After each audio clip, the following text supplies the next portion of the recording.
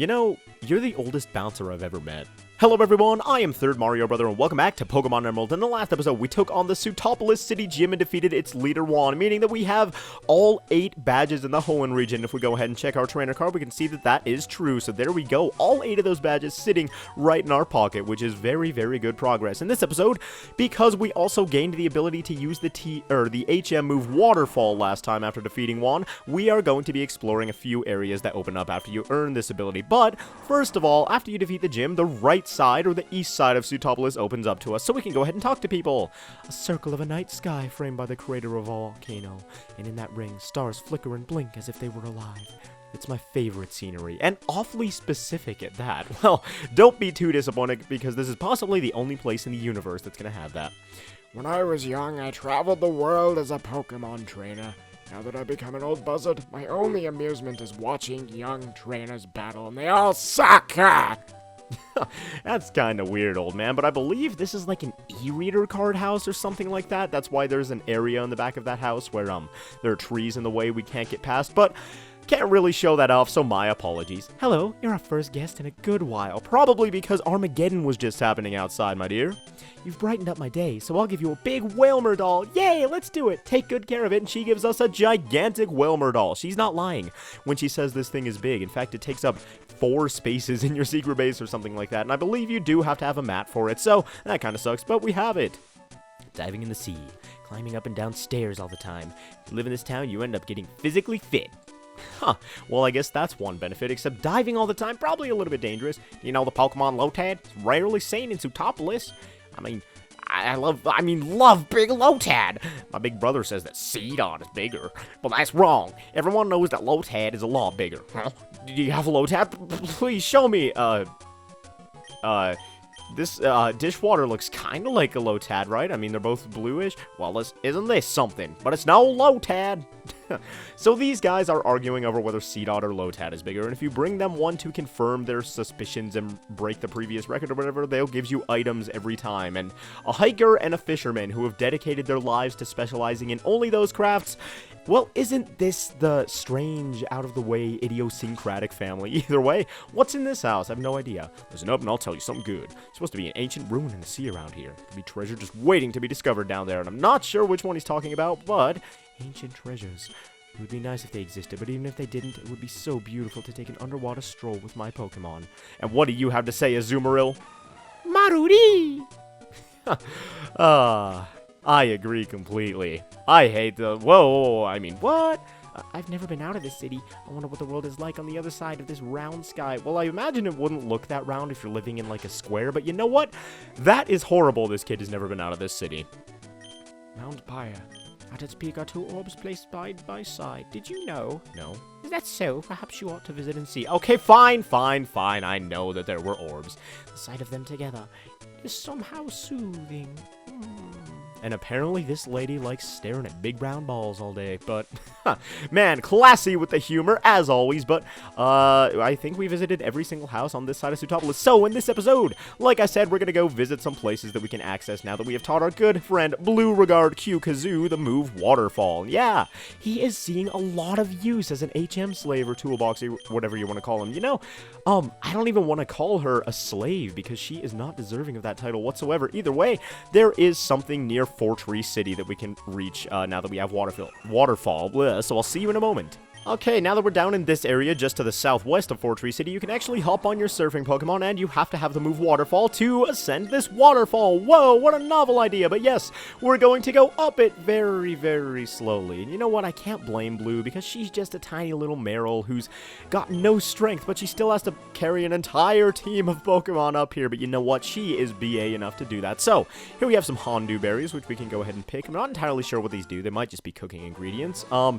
But you're also going to need your acrobike for this stuff over here. Do some fancy tricks, hop over the water, and I recommend you never do anything like this in real life, and I don't know why these tracks are built here right over a raging river leading directly to a waterfall that would probably kill anybody who fell in, but you know what? Whatever. That one leads to nowhere, evidently.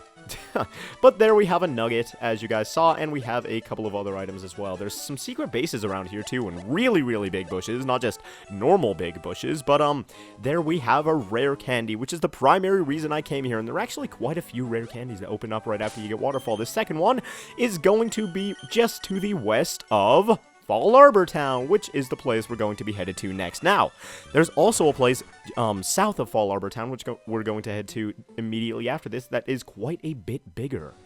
So, first of all, we're going to go ahead and head to this waterfall over here. It's a really, really simple one. There's no dungeon, there's no puzzles, there's no acrobike action going on. All you need is the move Waterfall to climb up here and claim yourself a rare candy. Now, funny story about the move Waterfall. I have no idea why. But I guess I was trying to differentiate once I finally began to understand the workings of the game toward the end of my, like, 300-hour Ruby playthrough. I finally thought that I understood that attack was supposed to boost physical attacks, and special attack was supposed to... really? I haven't fought you yet? I need to exercise after a meal. Let's have a match. Let's not, how about? Oh my god, I don't even want to show the carnage of that battle. That was just embarrassing, Picnic or Nancy or whatever, you know. Really, the first turn, the very first turn I make after the repel wears off, a freaking Swablu pops out of the grass. Get out of here, man. Your clouds don't belong here. It is not a cloudy, gloomy day outside. It is a happy one, full of sunshine and full of happiness until you came along.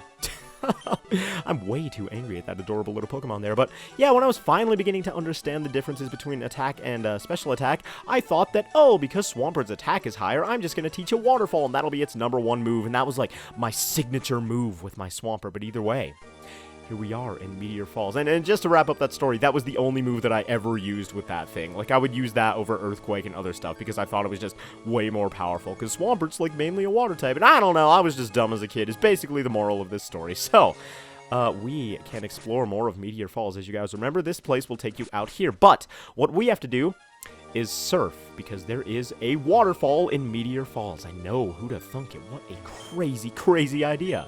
So, the music in here, by the way, if I haven't mentioned it yet, is really, really beautiful. Unfortunately, the surfing music is going to interrupt it. I don't know if I've said it before in this Let's Play, but I wish that, like, surfing and diving and bike music would change from area to area in Pokemon games, because a lot of the time, you want to leave the route and come back because you want the normal music to play while you're surfing or while you're biking or whatever. But unfortunately, that's not the case, so you always have to deal with the same sort of music. Either way, let's go ahead and climb down this ladder and continue on to another floor of Meteor Falls. Now, there are some trainers in this area that are actually quite strong. And there you go, TM23 Iron Tail. I believe it has... it's a Steel-type move, relatively... actually, let's check it out. I wanted to say, like, relatively low accuracy, by which I mean, like, 70 or 80 or 90 or something like that. What was it, 23? Yeah. Yes, 75 accuracy, but it may also lower the foe's defense. And steel-based moves, at least in this game, a lot of them were sort of like that. They would either raise your defense or lower the foe's or something along those lines. But I don't find it all that useful. Whoa, there's an elderly couple in here, man. Isn't that exciting? Who do we want out front? Let's go ahead and go with, let's go with the Baconator and Dishwater, because why not? These guys, slightly lower level than the rest of the team, so why not give them a little bit of attention? John, man, what a boring name for somebody who's still spry and exploring in their old age. We've always battled Pokemon together as a twosome. It's getting so boring. Would you like to join us for a threesome? We've confidence in ourselves. Eyebrow raise, wink, wink. John, I appreciate it. I appreciate your man skirt there, but you know what? I'm okay, dude. Really though, I appreciate the offer, but you know what? Just today, I'm not in the mood, okay? And I'm going to go ahead and use Earthquake with Dishwater. I probably should have used Surf instead, because, this is actually going to hit the Baconator. And if this Psychic kills this Hariyama, I'm going to do literally nothing this turn. Okay. At the very least, we can take out the Hariyama with the Earthquake, but the Baconator is going to take a little bit of damage from this as well. Quite a bit of damage. I just... critical hit on my own teammate. What? Dishwater, come on, man.